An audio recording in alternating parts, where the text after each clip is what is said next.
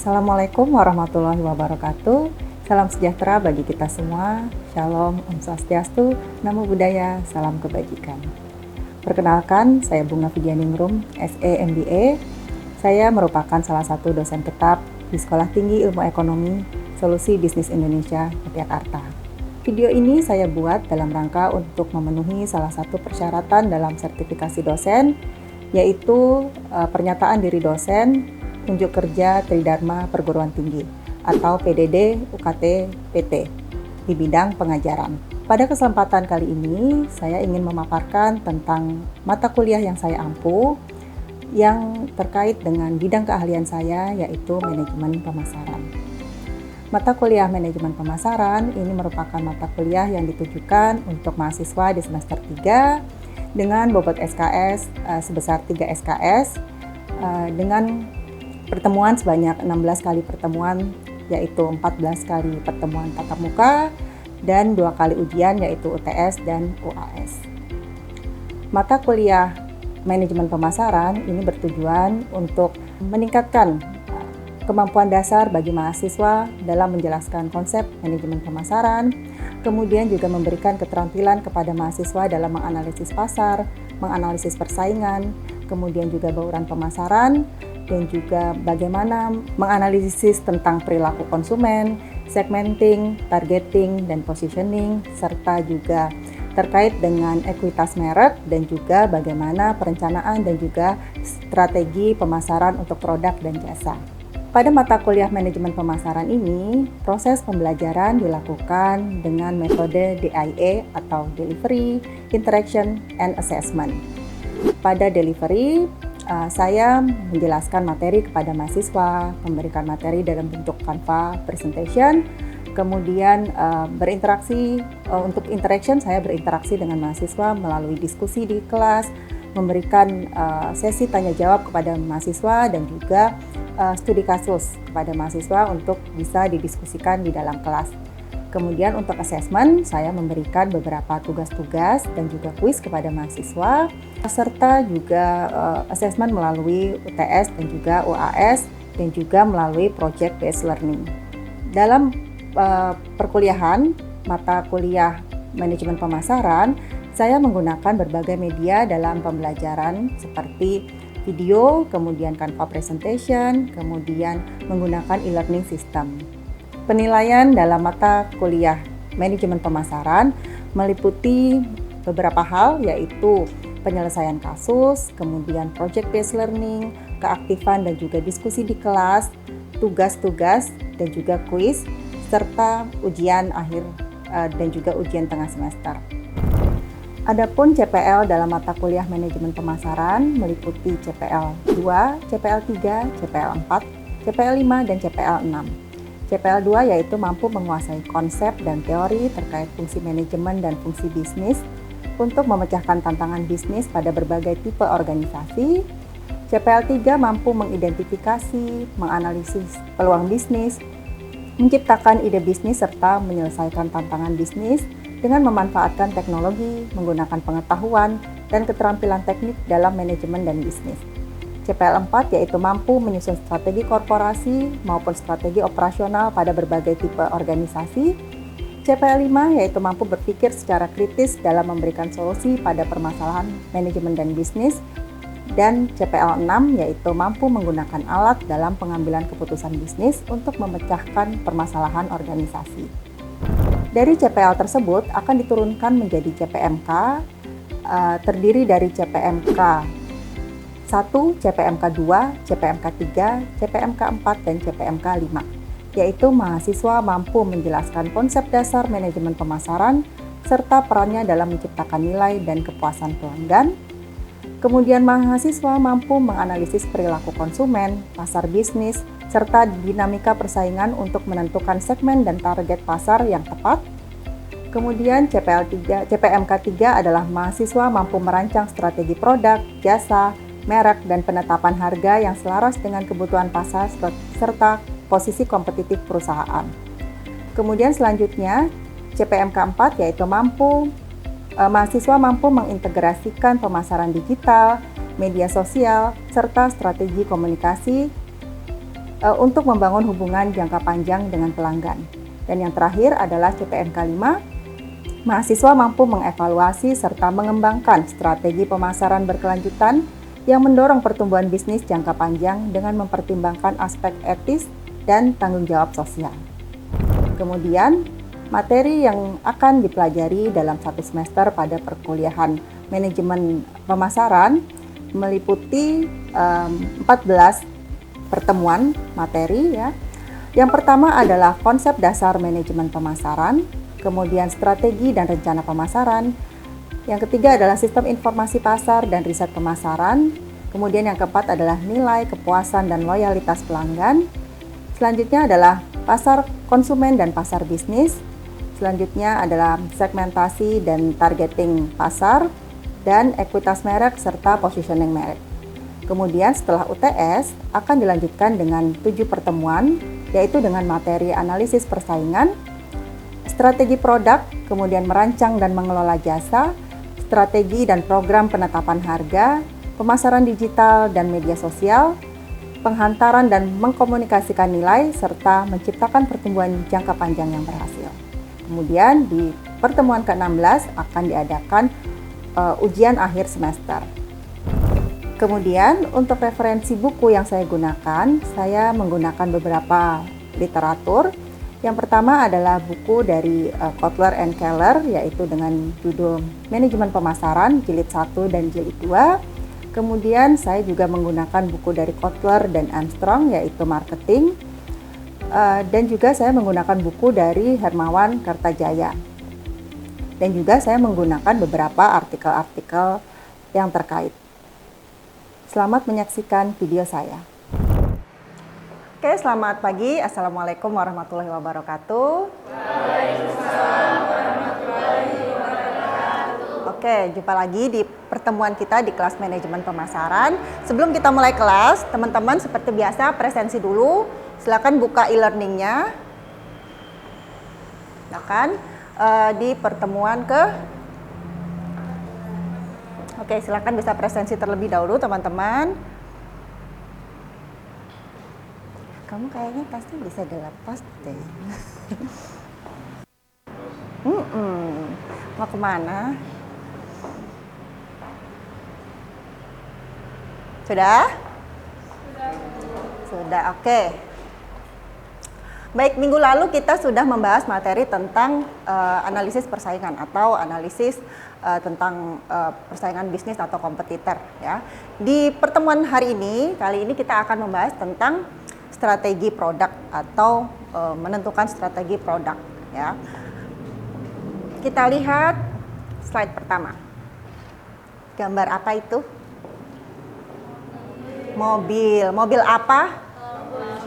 Lamborghini ya. Yang cowok-cowok yang suka-suka F1, oh Lamborghini nggak ikut F1 ya. Oke, cowok-cowok pasti tahu Lamborghini ya. Kira-kira menurut teman-teman, apa sih hebatnya Lamborghini? Lamborghini ini kan harganya wow ya, miliar-miliar ya. Jadi menurut teman-teman dengan harga segitu ya, apa sih yang ditawarkan oleh Lamborghini? Kecepatan mobil. Kecepatan mobil itu terkait dengan apa? Mesinnya. Berarti mesin atau kecepatan itu adalah sesuatu yang menjadi keunggulan kompetitif dari Lambo, ya kan? Siapa yang punya Lambo di Indonesia yang banyak punya Lambo? Sahroni. Sahroni, Hotman, ya, Raffi Ahmad gitu ya. Nah, yang beli miliarder ya. Triliuner ya. Oke, jadi kalau kita lihat dari suatu produk ya, itu dia tuh harus punya sesuatu uniqueness. Ada diferensiasi produk yang membuat barang itu unggul daripada produk kompetitornya ya. Misalnya tadi contohnya Lamborghini ya. Lamborghini itu terkenal dengan kecepatannya, speednya ya. Bahkan dari kecepatan dia bisa sampai kecepatan 200 sekian ya, 230, 250 gitu ya. Udah kalau kalian kita naik itu ya berasa terbang ya pasti ya.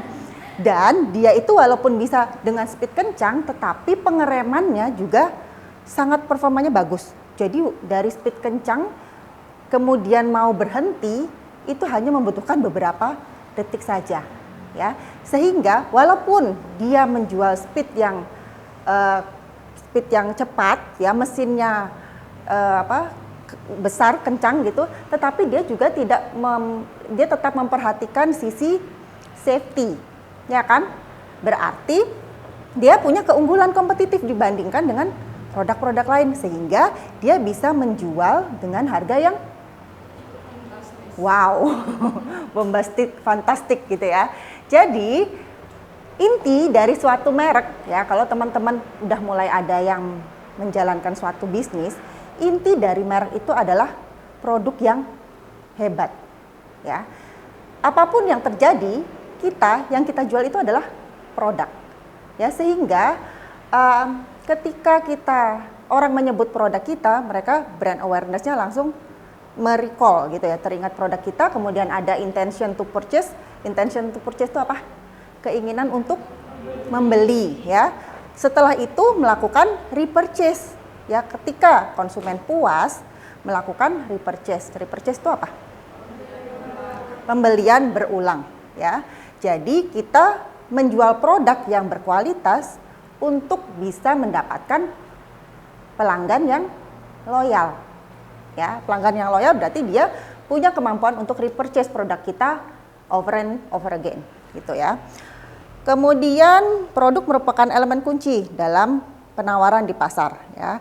Pemimpin pasar biasanya menawarkan produk bermutu tinggi yang memberikan nilai pelanggan yang unggul, ya.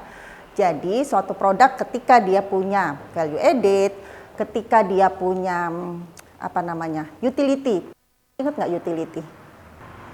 Utility atau utilitas adalah nilai guna, ya. Nilai guna dari suatu barang. Ketika suatu barang itu punya nilai guna yang tinggi, maka dia memberikan kepuasan yang tinggi kepada konsumen. Jadi kalau dari sisi konsumen, kita itu kan kalau mengkonsumsi suatu barang, itu kita tujuannya adalah untuk memperoleh kepuasan yang maksimum. Kalau dari sisi produsen, tujuannya adalah memperoleh laba atau profit atau keuntungan yang maksimum, gitu ya. Jadi ketika produsen bisa menghasilkan barang dengan utilitas yang tinggi, nilai gunanya tinggi, dia akan memberikan kepuasan maksimum bagi konsumen. Dan konsumen akan repurchase, konsumen puas, loyal, dan itu akan memberikan profit atau keuntungan bagi perusahaan. Oke, kita lanjut ke slide berikutnya, kita tinggalkan Lamborghini. Nah, kita lihat dulu definisi dari produk. Apa itu produk?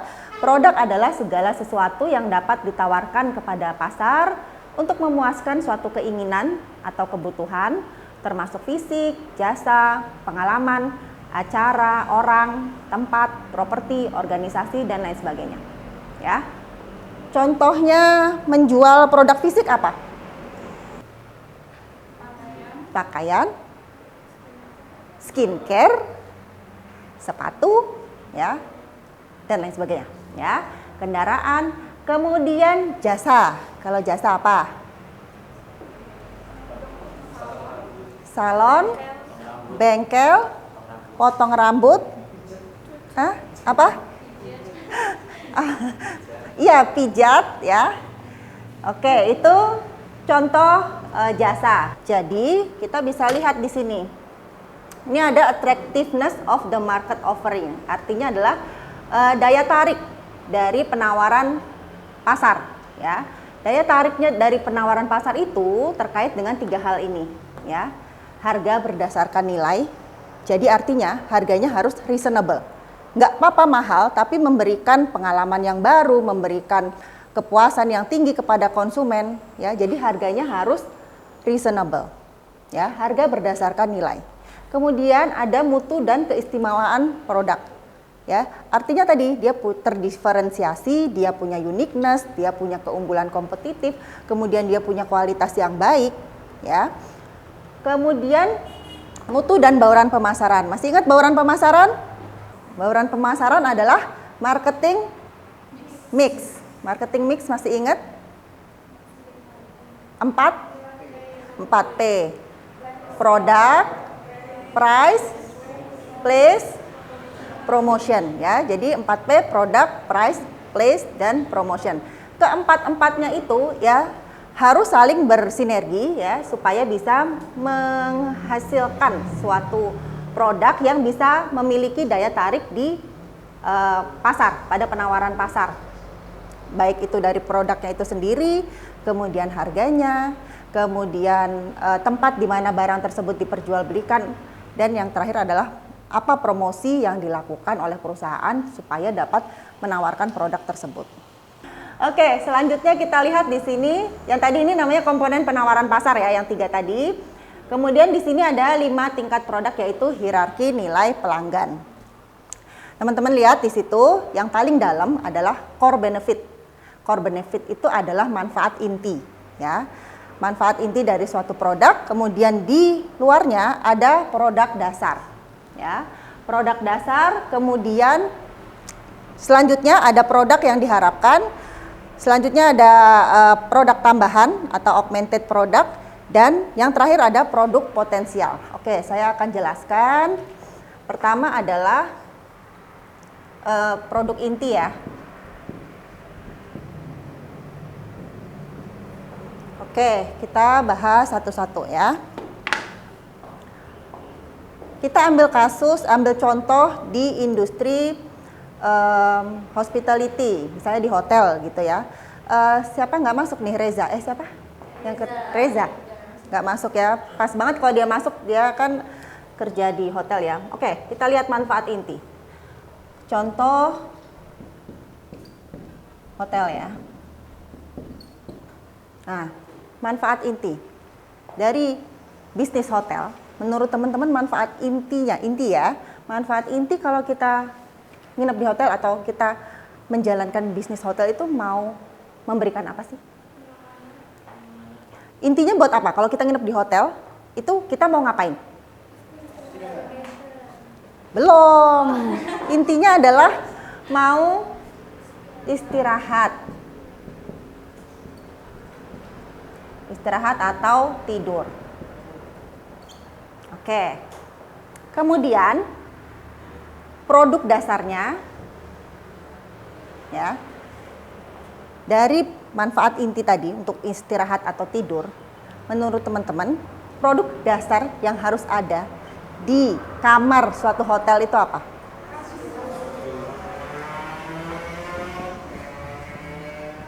Kasur. Terus apa lagi?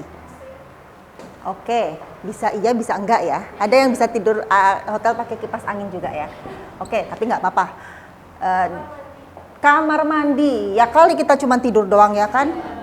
Kali nggak mandi, kamar mandi. Oke, itu produk dasarnya. Kemudian produk yang diharapkan. Udah enak nih, udah ada kasur, udah ada AC, udah ada kamar mandinya, ada handuk. Terus teman-teman pengen apa lagi? Kira-kira enaknya ada apa ya kamarnya? TV. Makan aja yang diinget ya. TV, apalagi? TV doang, bosen lah nonton TV terus. Belum, bentar. Apa? Yes, masih di satu ruangan itu. Hah? Nah, ya. Oke, apalagi? Hah? Oke. Lemari tuh kayak di sini ya masuknya ya. Sorry, saya taruh sini ya. Lemari. Itu di produk dasar. Kemudian produk tambahan. Oke. Kolam renang. Kemudian tempat gym. Apa lagi? Meeting room, oke. Kemudian produk potensial. Nah, kalau produk potensial ini pemilik bisnis harus bisa meng-capture kira-kira segmen mana lagi sih yang bisa kita kita perluas gitu ya. Segmen apa lagi? Nah, kita harus meng-capture. Orang itu sekarang kan gaya hidupnya udah berubah gitu ya. Orang kalau punya acara malas ribet, ya kan? Malas ribet, kemudian ya udah kita yang all in aja. Ya, misalnya contohnya wedding, ya. Jadi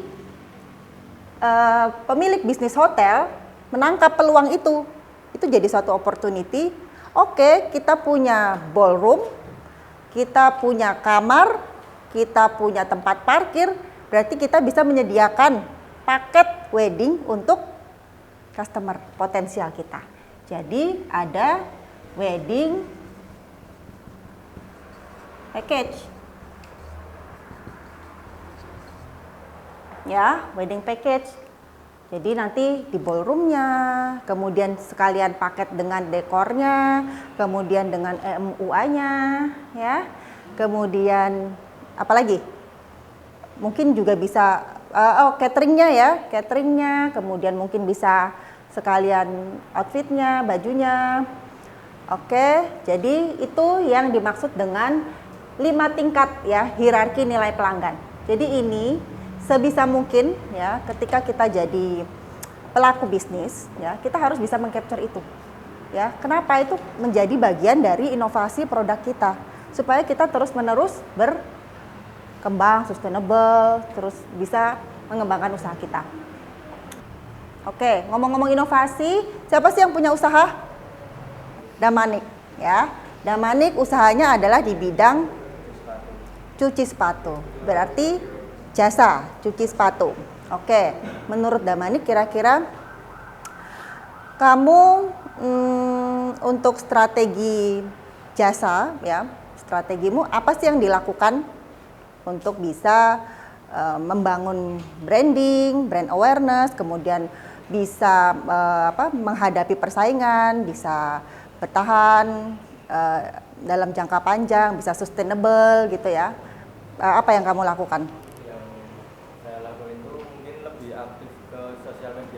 Oke. Konten terus bikin promo atau kayak banding gitu.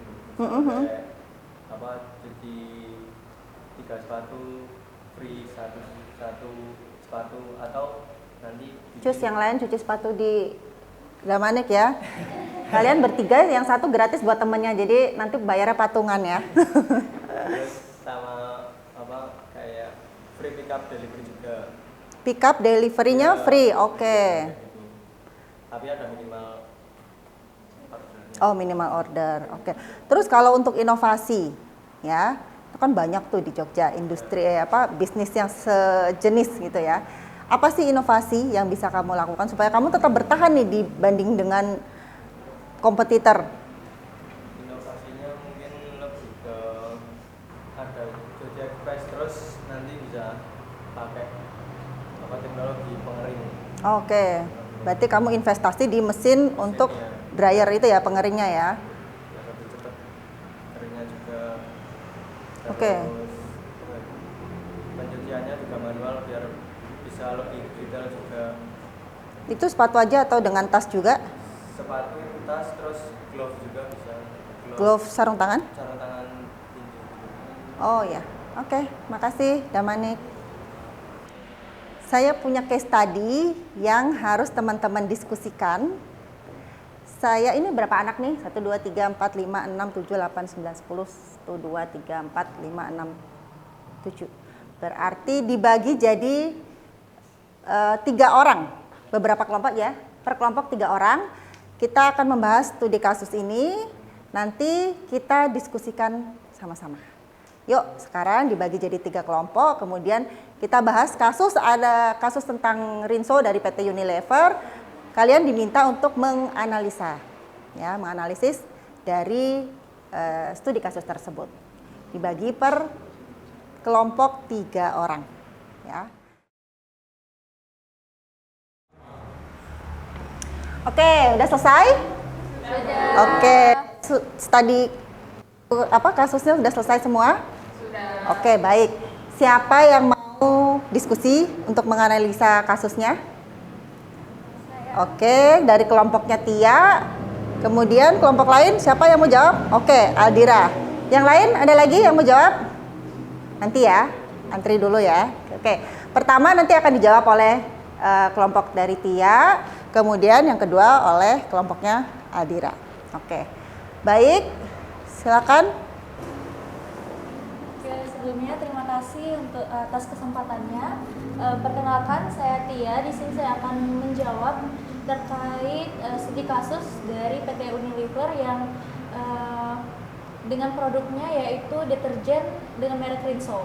Untuk soalnya kan buatlah analisis tentang bagaimana perusahaan tersebut berhasil menerapi strategi pemasaran deterjen Rinso sehingga dapat mengungguli para pesaingnya. Di sini jawaban saya yaitu Rinso unggul bukan karena bersaing di level tinggi. Fungsi dasar semua deterjen bisa mencuci bersih, tetapi karena membangun kombinasi kekuatan yang di level merek atau brand equity-nya, harga premium berbasis persepsi, kemudian komunikasi, emosional, dan inovasi produk dan distribusi masif sehingga pesaing sulit menandingi di semua lini sekaligus seperti itu. Oke, baik. Jadi menurut kelompok Tia, ya, jadi Rinso itu dia bermain di apa? Tadi di fungsi dasar, kalau deterjen bisa mencuci bersih. Oke, jadi dengan jargonnya ya, berani kotor itu baik atau ternoda itu bukan aib. Jadi dia ini adalah jargon Rinso yang melekat di benak konsumen sehingga dia mengedukasi konsumennya dengan jargon tersebut. Oke, terima kasih kelompok 1, kelompok Tia. Oke, kita kasih aplaus untuk kelompok 1. Selanjutnya kita ke kelompok Aldira. Udah siap Aldira? Oke, gimana analisisnya terkait dengan produk deterjen Rinso dari PT Unilever? Menurut kelompok kamu? Jadi menurut kelompok saya dari studi kasus itu yaitu konsumen membeli Rinso walaupun harganya mahal itu karena konsumen percaya kualitas Rinso lebih baik hingga harga dianggap sepadan dengan manfaat yang diterima. Oke. Mereka juga konsisten promosi melalui media sosial. Mereka juga membuat slogan kotor itu baik seperti yang ada di studi kasus. Berani kotor itu baik ya, oke. Agar anak-anak dalam fase aktif tidak takut untuk eksplor. Oke, tidak takut mengeksplor ya. Oke, jadi menurut kelompok Aldira ya tadi harga dari Rinso ini premium, artinya tapi dia reasonable, harganya tinggi tapi dia punya kualitas yang baik. Oke, sepadan dengan kualitasnya seperti yang tadi saya sampaikan ya. Daya tarik dari suatu produk yang ditawarkan di pasar itu harus punya harga yang sepadan dengan kualitasnya. Oke, terima kasih Aldira dan kelompoknya. Kita kasih aplaus. Oke teman-teman, terima kasih untuk kelompok Tia dan Aldira yang sudah mau sharing hasil diskusinya. Nanti minggu depan kita diskusi lagi dengan kelompok yang lain. Oke, sampai sini apakah ada pertanyaan? Sudah? Oke, baik. Kalau nggak ada pertanyaan, saya akhiri perkuliahan kita pada hari ini. Terima kasih teman-teman untuk kehadirannya dan atensinya. Saya tutup kuliah kita. Selamat pagi. Wassalamualaikum warahmatullahi wabarakatuh. Waalaikumsalam warahmatullahi wabarakatuh. Oke, jumpa lagi minggu depan ya. Bye. Terima kasih. Baik, demikian video persepsi diri dosen di bidang pengajaran yang saya lakukan. Terima kasih sudah menonton video ini. Semoga bermanfaat.